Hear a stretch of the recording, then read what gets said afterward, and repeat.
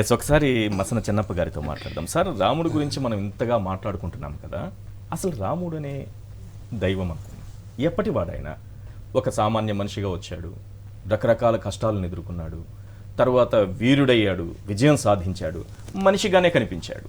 ఇన్ని ఉన్నాయి ఆయనలో. రాముడు పుట్టుక ముందు నుంచి ఈ రామ శబ్దం ఉందా? ఏంటి రామ అనేటటువంటి శబ్దం ఏంటి? ఎప్పటి నుంచి రాముడు అనుకున్నాడు? ఒక చిన్న శ్లోకంతో మీ ప్రశ్నకు సమాధానం ఇస్తాను. మంగళం కోసలేంద్రాయ మహనీయ గుణాత్మనే చక్రవర్తి తనూజాయ సార్వభౌమాయ మంగళం. శ్రీరాముడు పుట్టినప్పటి నుంచి రామశబ్దం ఉంది. నేను వేదాలు ఉపనిషత్తులు అధ్యయనం చేసిన వాడిని కనుక రాముడు మానవుడే, రాముడు దివ్య మానవుడు. అయితే ఆయన సామాన్యుల్లో అసామాన్యుడయ్యాడు, అసామాన్యుల్లో కూడా సామాన్యుడిగా జీవించాడు ఆయన.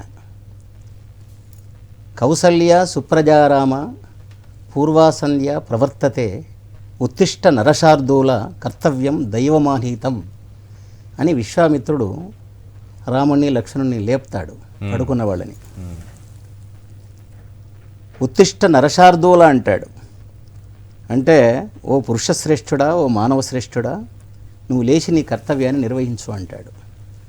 గురువు ఎప్పుడు కూడా శిష్యునికి కర్తవ్యాన్ని ఉపదేశిస్తాడు. తండ్రి కూడా ఎప్పుడు కర్తవ్యాన్ని ఉపదేశిస్తారు. కాబట్టి ఇక్కడ రాముడు కౌసల్య రాముడు, రాముడు అయోధ్య రాముడు, రాముడు దశరథ రాముడు. ఎవరేమడిగినా నేను దశరథ రాముడిని అంటాడు. అంటే వేదాల ప్రకారం, ఉపనిషత్తుల ప్రకారం, దర్శనాల ప్రకారం, నేను చదువుకున్న చదువు ప్రకారం, అంటే లౌకిక విద్యలు కావు, వాటి ప్రకారం ఏమిటి అంటే జన్మించిన వాడు మానవుడే కానీ దేవుడు కాదు. కానీ ఆశ్చర్యం ఏమిటంటే రాముడు దేవుడైపోయాడు. ఎందుకయ్యాడు అంటే రామ అనే రెండు అక్షరాలు ఒక బోయవాడిని ఋషిగా మార్చేశాయి. రామ అనే రెండు అక్షరాలు ఒక బోయవాడిని ఋషిగా మార్చేశాయి. ఆ ఋషి వాల్మీకి. ఆయన రాసిన రామాయణం వల్ల ఏమయ్యాడు అంటే రాముడు దేవుడైపోయాడు. అది రాముడు దేవుడైపోయాడు. రాముడు సామాన్యుడు కాదు. ఆయన మర్యాద రాముడు, మర్యాద పురుషోత్తముడు. 13 లక్షల సంవత్సరాల క్రితం వాడు రాముడు. ఆయన చరిత్ర యుగయుగాలుగా మనం చదువుతూనే ఉన్నాము, రామభజన చేస్తూనే ఉన్నాము, రామజపం చేస్తూనే ఉన్నాము. ఎందుకంటే రాముడు ఆదర్శవంతుడైనటువంటి మానవుడు. ఆదర్శవంతుడైనటువంటి మానవుడే దివ్య మానవుడు అవుతాడు. ఎట్లా ఆదర్శవంతమైన మానవుడు అంటే ఆయనలో 7 రకాలైనటువంటి ఆదర్శ మానవుణ్ణి ఆయనలో మనం చూడగలుగుతాం.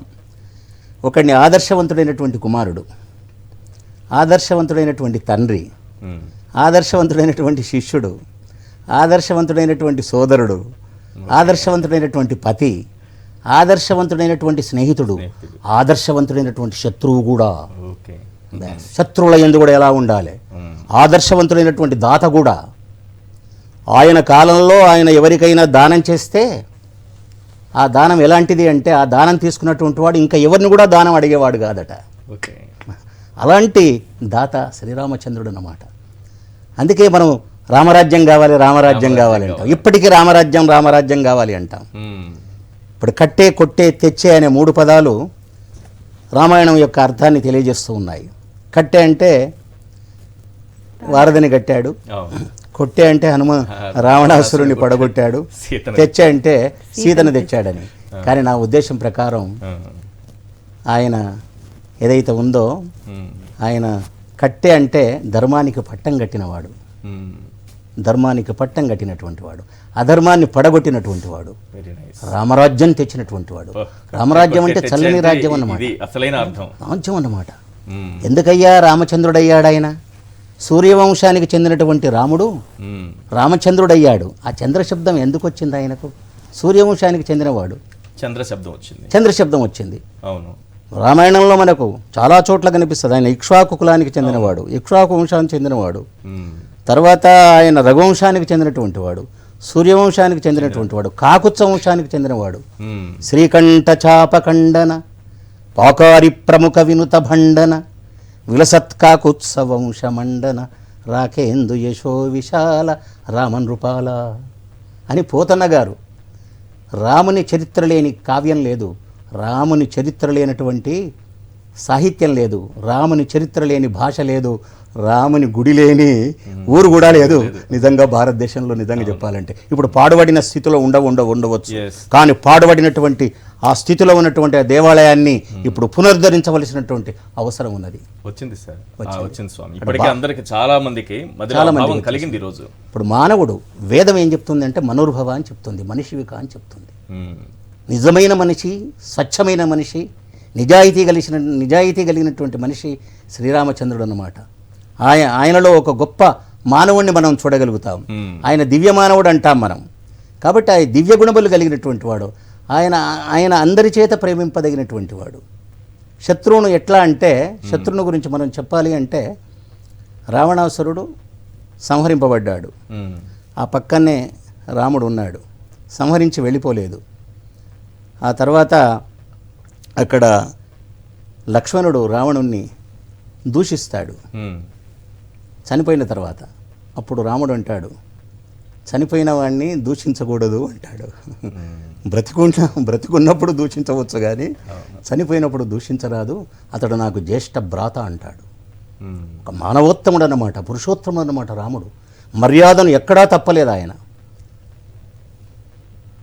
అడిగారు, ఎందుకు మంత్రి అడిగాడు, ఇదేమిటి కైకమ్మ చెప్పిన మాట ప్రకారం అడవులకు పోవలసిన అవసరం ఏముందని. మ్మ్. దశరథుడు మా నాన్న, మా తండ్రి, ఆయనకు భార్య కైకేయి, అంటే నాకు తల్లి కదా ఆమె, కాబట్టి తల్లి మాట వింటున్నాను నేను, మా నాన్న మాట కాదు అన్నాను అక్కడ. కాబట్టి అందరి యందు కూడా అందరికీ ఒక మానసపుత్రుడుగా అన్నమాట. నిజంగా చెప్పాలంటే మన భారతదేశం ధన్యభూమి, పుణ్యభూమి. ఎందుకంటే రాముడు జన్మించడం వల్ల. కాబట్టి రాముని పుణ్యభూమి ఎలా మరుస్తుంది? బహుశా మా తాత ముత్తాతల పేర్లు నాకు జ్ఞాపకం లేవు, వాళ్ళని నేను చూడలేదు, కానీ రాముణ్ణి నేను ప్రత్యక్షం చేసుకోగలను. ఏమండి, రాముణ్ణి నేను చూడగలను, రాముని గురించి వినగలను. మీరన్నారే రాముని గురించి వినగలను.